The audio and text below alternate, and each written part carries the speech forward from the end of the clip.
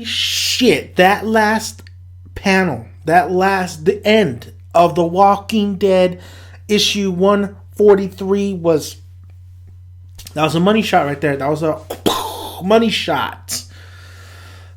But this chapter was okay. This chapter was fine. It was going. I really didn't feel too excited when reading this, even with the conversation with. I think I did feel a little bit more excitement with the conversation with Rick and Carl when Rick actually got to see Carl. But let's take it back to the beginning, basically with Esquivel. Esquivel, still loves Michonne. We have that deal. I'm just going to throw that out real quick. And then we have also Eugene and Rosetta and their situation, that deal. It was really cool seeing the festival and the trades going on. It really reminded me of Spice and Wolf if you haven't seen that anime. But there's a lot of trading going on there. I really like the trade aspect to everything, like merchants and stuff. So really great for the festival and stuff. Beer for a bunch of parts. Fuck, I got some Corona in my refrigerator. But yes, I did apps, and then Alpha, was there, but later on we see her come back to her camp. But we also see Maggie and Jesus, I like to call him Jesus, talk about basically Gregory and how she didn't bring that up to Rick.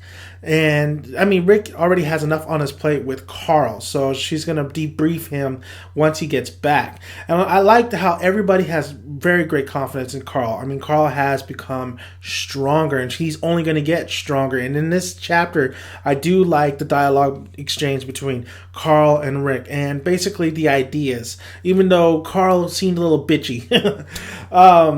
But the one thing I absolutely loved about this chapter was when Michonne, Dante, Andrea, Rick were, on their horses, going towards where the Whispers are.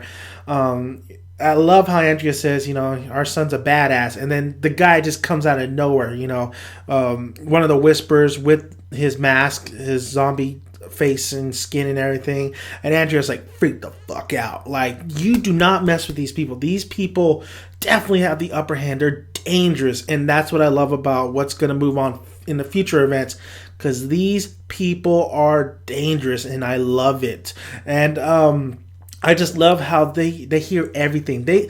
Nobody knows they're around unless they want you to know. So that's great. And then we get to Carl, and Carl really getting pissed when he's smart. He knows Alpha is gone. She's either hunting or trying to find out about Carl's group and where Rick and everybody in Alexandria or something like that. So that was great with Carl. And then Rick being the only one. They said Rick coming in, that just him, and then Michonne, Andrea, and Dante had to stay back. And we see Rick and Carl reunion, and that was a great little reunion. But I do like the aspect how, Rick is uncomfortable with Carl. He straight out says it. Where's your glasses at? He's uncomfortable with Carl's eye, and the only one who isn't uncomfortable is Lydia, because she sees it as something. This is what the world brings. This is who you are. This is what the world has left you. It's beautiful, because you survived or whatever her ideas are. For me, it's like, embrace that scar. But he did have a point. Like she's the only one that looks at me, while all you guys don't look at me. Like I'm Rick Grimes' son. I'm my own being. I could do this, Dad. I could do this. So they do agree upon how. And then he says how special Lydia is, and stuff. And Rick's okay, son. You're right. But then we see Alpha with her little machete full of blood. I don't think anything happened to Andrea, Michonne, or Dante. She said she had a little trouble on the road, but I think they're fine. I think the real scare, though, is definitely when she could kill these people like that. Robert Kirkman can give us a fucking mind-blown chapter and says, you know what, Alpha, why don't you just stab the shit out of Rick and leave Carl alone? Just have him get scarred for life. But he doesn't do that. And Alpha is smarter than that. She doesn't want too much conflict, but she knows she has the upper hand. And we see that at the end of this chapter when she takes Rick and she says, follow me. They go into this building, they go up to the rooftop, and they pretty much have in storage thousands and thousands of walkers, of zombies. She says in her line, she's like, basically, when I say I could destroy everything you love, I fucking mean it. And she means it. There's thousands and thousands of these walkers, of these zombies, and that is an awesome panel. It was great. I love seeing just the threat that I loved hearing the threat that she gave to Rick, because you know what, she wasn't impressed with Rick. She wasn't, and that's I don't know. I really liked it. I just really liked it how she wasn't really impressed, and that she says, I don't give a fuck who you are. This is our shit, and we're allowing you to live. That's the thing. They're allowing them to Rick. Rick is saying all this shit like, I'm gonna remember this and that. Rick, you got to remember, buddy, you're the captive. She could kill you, Carl, in the blink of an eye. So of course, this is Rick, and they're not going to kill them because we got more Walking Dead. But honestly, in a real situation, I don't see why Alpha wouldn't kill them. But she definitely has the upper hand, and those zombies, foreshadowing, of course, they're going to come into play, and I can't wait till they come into play. It's a zombie herd of thousands and thousands and thousands.